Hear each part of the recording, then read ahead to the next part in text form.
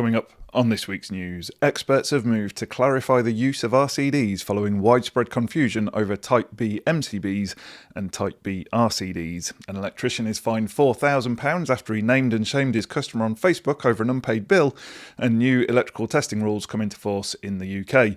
Welcome to Electrical News Weekly, whether you're listening in the van, on site or down at the wholesale counter. I'm Joe Robinson and I've been through the best of the electrical industry news to save you the trouble. And if you think you've spotted the two words that I've been challenged to slip into this week's show, comment with them below for the chance to win a prize. Experts from top organisations have moved to clarify the use of RCDs following confusion in the trade over Type B MCBs and Type B RCDs. BEMA unveiled the RCD handbook, which it's produced in association with leading brands including ABB, Schneider, Hager and Legrand. Meanwhile, the Heat Pump Association launched its guide, which it developed with NAPIT and the NIC-EIC. The Heat Pump Guide says using the wrong RCD will lead to tripping or a failure to operate. It follows an eFix survey last year in which we found that many installations shared on a popular Facebook group used Type A RCDs. The Heat Pump Association says Type A's can cause problems. That's because powering up and down the inverter can exceed the transient switch-on limit for Type A RCDs, resulting in unwanted tripping. There's another problem. Heat pumps are equipped with inverter-driven motors that regulate the output. The power electronics that control the motor speed can produce substantial DC leakage current, potentially impairing the electronic circuitry inside the RCD used to protect circuits. This is called the blinding effect, and it can result in the RCD failing to respond promptly to a fault. Additionally, many heat pumps feature water circulation pumps, which also contribute DC leakage currents. Some installers believe that Type A RCBO devices, which combine RCD and MCB functionality, offer adequate fault protection. Despite RCBOs being a favoured option for residential consumer units, there's no such thing as a single module RCBO device with Type B earth leakage protection. This discrepancy poses a challenge for installers tasked with integrating heat pumps into existing electrical installations.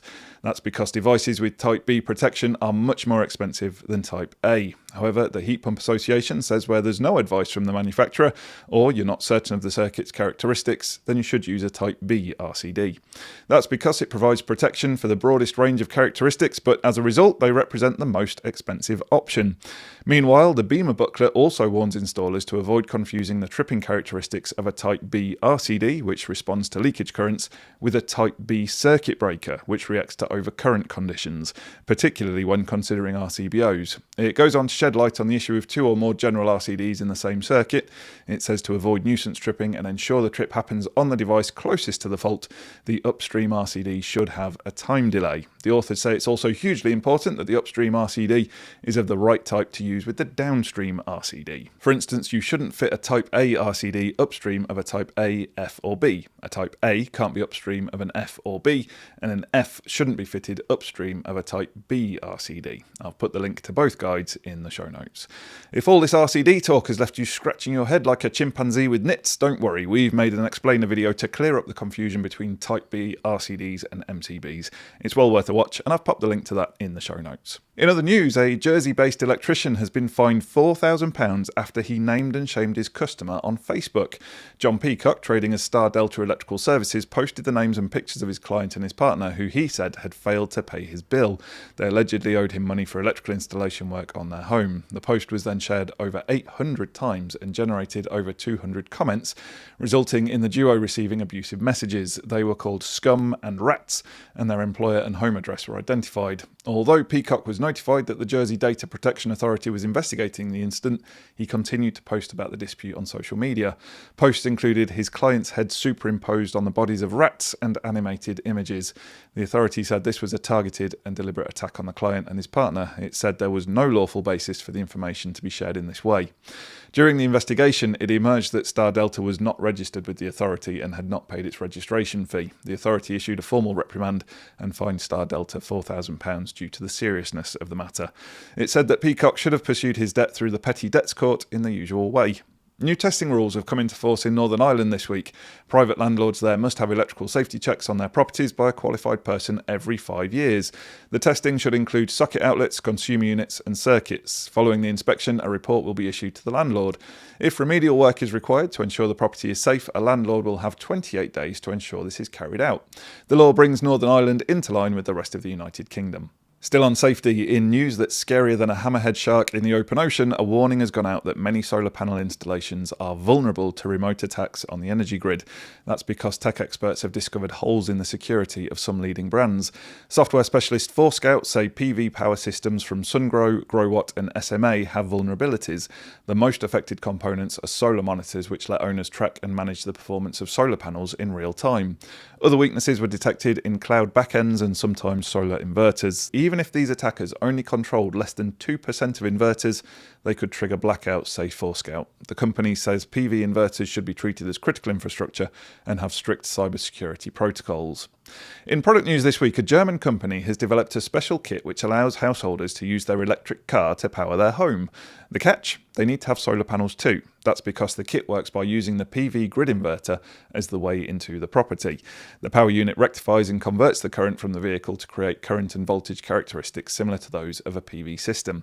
The inverter then feeds the power into the home grid or storage system as either single-phase or three-phase alternating current. Inverters with emergency power capability can use the vehicle to bridge extended power outages. If the inverter has a free DC input, the power unit can simply be plugged in. If all inputs are occupied, a connect unit is added between them, connecting the solar string on one side and the power unit on the other. The system uses MC4 solar connectors and can provide up to 3,000 watts of power. The controller can be programmed so that when the battery pack level drops below a specified threshold, the vehicle provides power until the storage system is replenished. RF Solutions has unveiled a simple bit of kit so electricians can offer their customers the remote opening of their garage door or electric gates. The Hornet Pro comprises a key fob switch and relay receiver. It uses an FM frequency of 860 MHz. This gives it a line of sight range of 150 meters. The receiver unit comes in a variety of configurations. There's a low voltage powered system with 4 changeover relays, a mains powered receiver with 2 changeover relays, and a single direct mains switch output. The unit is also aimed at applications such as the remote operation of machinery and lighting. Now, welcome to our Electrical News Weekly feature where we focus on a specific product area. This week we're overseeing cable management and we've rounded up some of the best kit which we believe should be on your radar. First up is the strut lock from ZipClip. This little workhorse can support some seriously heavy cables and tray. There are 2 versions, M8 and M10, offering 45 kilograms and 90 kilograms of safe working loads respectively. Each comprises a predetermined length of a specific diameter wire rope, and each comes with the required ZipClip locking device. The strut lock is available in drop lengths of between 1 meters and 10 meters. CSS Supports in Cable Management has acted to help contractors overcome the challenges of the new Building Safety Act.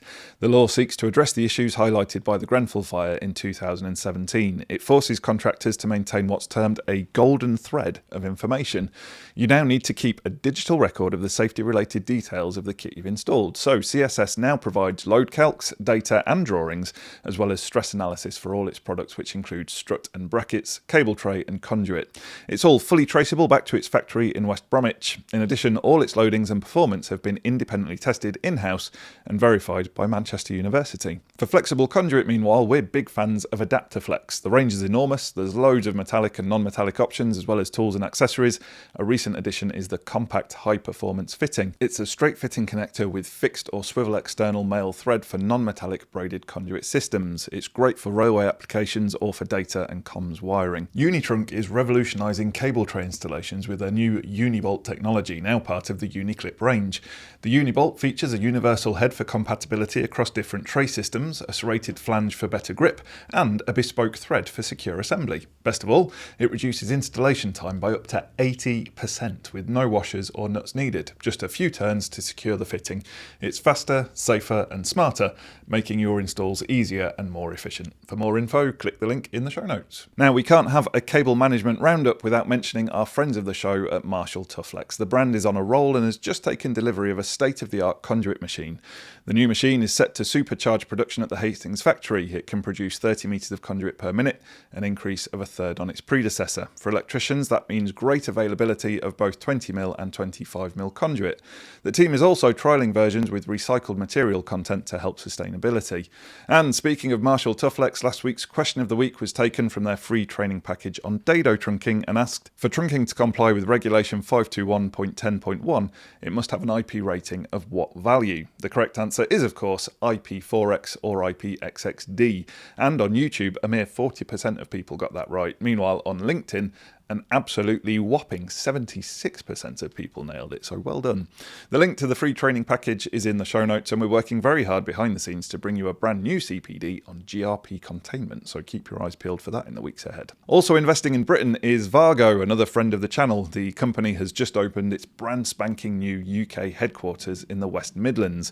As you'd imagine, it's been wired up with its own kit. They use 600 of their 221 connectors and 24,000 metres of the UK manufactured Winster cabling. The carbon neutral plant meets BREEAM excellent standards, placing it among the top 10% of sustainable buildings in the UK.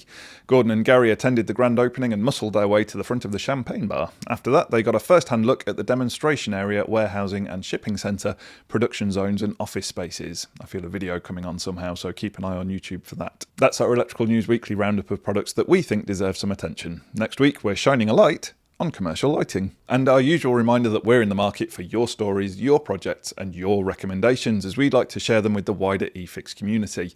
Over the next few weeks, we'll be featuring commercial lighting, tools and test equipment and wholesalers and distributors. So send us pictures of your installs or let us know if you've come across any new kit or companies that are making your job easier, or any products that you think deserve a shout out. And just before we get to your favourite bit of the show, where I reveal last week's challenge words and winners, we want to thank our premium partners. We couldn't make the news without you. First up, they're the people who've created that Swiss Army knife of solar inverters, along with all-weather batteries. Very much the Boy Scouts of the solar industry, it's Sunsync. Doubling down on terminal screws in their top-quality circuit protection products and building innovative isolating units with built-in surge protection, it's Whitecliffe Electrical Distribution. And empowering their customers to harness power through light with their intelligent energy solutions, solar technology and advanced lighting systems, it's Ledvance. With their new award-winning Lumo consumer unit and offering complete product support from their highly trained team, it's CPN QDIS. Don't forget to use the code EFIX30 to claim your 30% discount on top quality light fittings from Philips and EcoLink.